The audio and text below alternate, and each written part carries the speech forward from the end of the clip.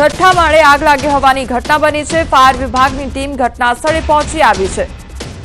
તો બિલ્ડિંગમાં આગ લાગવાની ઘટના બની છે। હાઈરાઇઝ બિલ્ડિંગ આવેલું છે અને આ બિલ્ડિંગના છઠ્ઠા માળે આગ લાગવાની ઘટના બની છે। તો ફાયર વિભાગની ટીમ ઘટના સ્થળે પહોંચી આવી છે અને આગ બુઝાવવાનો પ્રયાસ હાથ ધરવામાં આવી રહ્યો છે।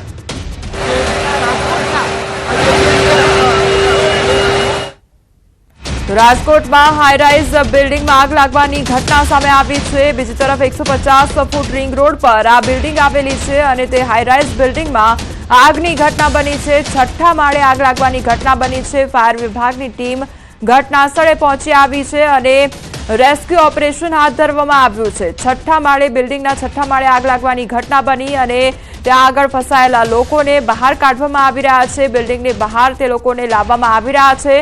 રેસ્ક્યુની કામગીરી હાથ ધરવામાં આવી રહી છે। જેમ જેમ સમય જશે અને તપાસ થશે ત્યારબાદ જાણ થશે કે કયા કારણોસર આગ લાગવાની ઘટના બની હતી અને કેવી રીતે આગ લાગી હતી તેને લઈને સવાલ છે। ત્યારે આગળ તપાસ કરવામાં આવશે ત્યારે અંગે જાણ થશે, પરંતુ હાલ તમામ લોકોનું રેસ્ક્યુ કરવામાં આવી રહ્યું છે। છઠ્ઠા માળે આગ લાગવાની ઘટના બની છે અને ત્યાં આગળ જે લોકો ફસાયા હતા તે લોકોને બહાર કાઢવામાં આવી રહ્યા છે। ફાયર ફાઈટરની ટીમ ઘટના સ્થળે પહોંચી ગઈ છે અને તેમના દ્વારા લોકોનું રેસ્ક્યુ કરવામાં આવી રહ્યું છે। લોકોને બહાર કાઢવામાં આવી રહ્યા છે અને તમામ જે મદદ છે તે ફાયર ફાઈટર દ્વારા કરવામાં આવી રહી છે અને લોકોને બિલ્ડિંગમાંથી નીચે ઉતારવામાં આવી રહ્યા છે। છઠ્ઠા માળે આગ લાગવાની ઘટના બની છે અને ત્યાંથી લોકોને બહાર કાઢી નીચેની તરફ ઉતારવામાં આવી રહ્યા છે।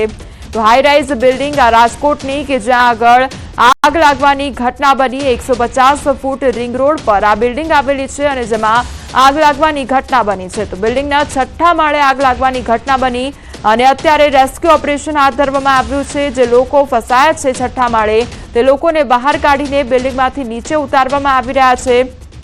ફાયર ફાઈટરની ટીમ ઘટના સ્થળે પહોંચી ગઈ છે। બીજી તરફ જે 108ની ટીમ છે તે પણ ઘટના સ્થળે પહોંચી ગઈ છે। કોઈપણ પ્રકારની જો ઈજા સર્જાઈ હોત તેના માટે હોસ્પિટલ દ્વારા પણ તમામ વ્યવસ્થા કરવામાં આવી છે। સંવાદદાતા હાર્દિક અમારી સાથે જોડાઈ ગયા છે। હાર્દિક, જે પ્રમાણે આગ લાગવાની ઘટના બની છે, આખરે સૌથી પહેલા તો અત્યારે કયા પ્રકારની પરિસ્થિતિ છે એ જાણવાનો પ્રયાસ કરીશું।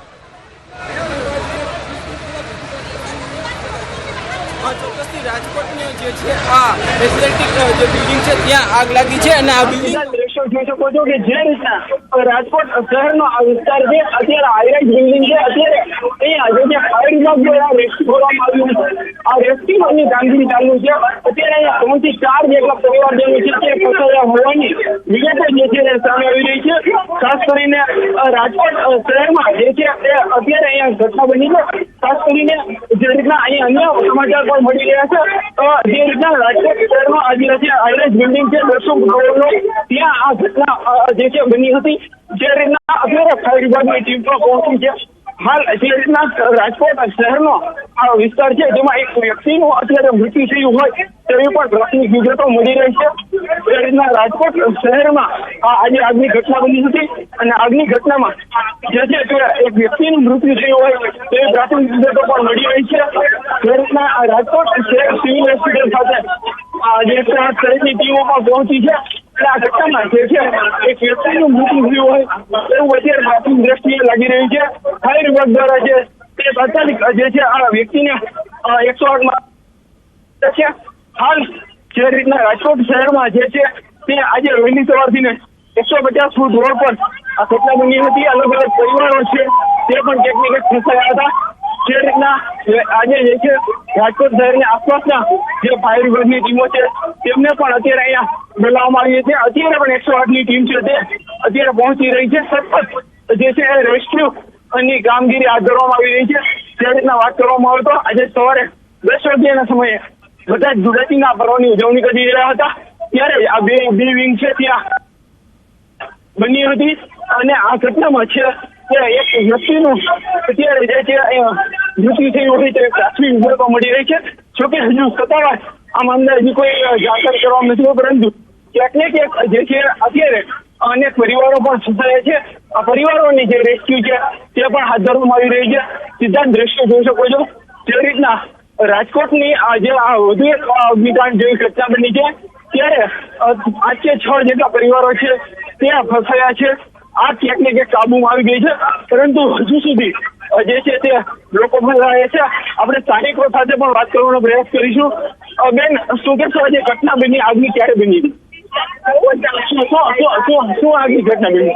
ચોક્કસથી ક્યાંક લોકો છે તે થાકી ગયા છે. બે લોકોના બેન, આ ઘટના ક્યારે બની હતી? બેન, ચોક્કસથી સ્થાનિક લોકો છે તે પણ ક્યાંક બોલવાની તૈયારીમાં નથી. અહીંયા જે છે 7 જેટલા લોકો ફસાયા હોવાની વિગતો મળી રહી છે. હજુ રેસ્ક્યુની કામગીરી હાથ ધરવામાં આવી છે. જે રીતના રાજકોટ શહેરનો આ પોસ્ટ વિસ્તાર જણાય છે, આ હાઈરાઇઝ બિલ્ડિંગ છે, અને અહીંયા આજે વહેલી સવારે આ આગની ઘટના બની હતી. જે રીતના અત્યારે પરિવારજનો છે તેમને પણ બચાવવાની કામગીરી હાથ ધરવામાં આવી રહી છે. જે રીતે રાજકોટ શહેરના જે કે આ વિસ્તારમાં ત્યાં કહી શકાય છે ક્યાંક ને ક્યાંક અનેક પરિવારો છે તે ફસાયા છે. હાલ લોકો છે તેમને બચાવવાની કામગીરી પણ હાથ ધરવામાં આવી રહી છે. ચોક્કસથી આ ઘટના છે તે ખૂબ જ ગંભીર ઘટના કહી શકાય. અને ચોક્કસથી રાજકોટના ત્યાં આ ઘટના બની છે, અને ફરી એક વખત કહી શકાય કે રાજકોટની કિયારની ઘટના બાદ જે છે સ્થાનિક લોકોના જીવ પણ ક્યાંક જોખમમાં મુકાય છે. હાલ આપણી સાથે સ્થાનિક વ્યક્તિ છે.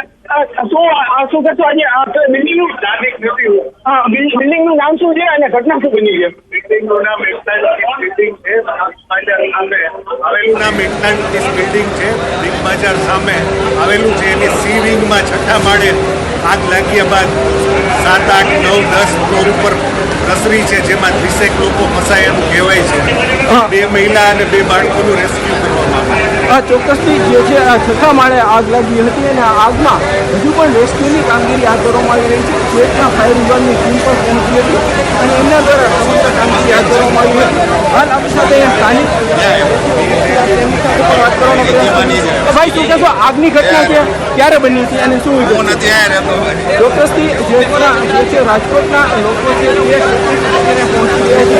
આપણે એમની સાથે પણ વાત કરવાનો પ્રયાસ કરીશું. પાછળ રાખો તો આવી જાય.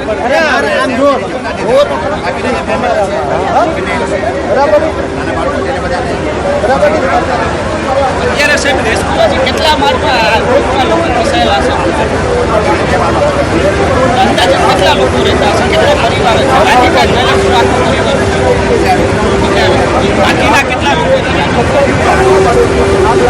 કોઈનું મોટું એવું કઈ સમાચાર ઈજાગ્રસ્ત સાહેબ અત્યારે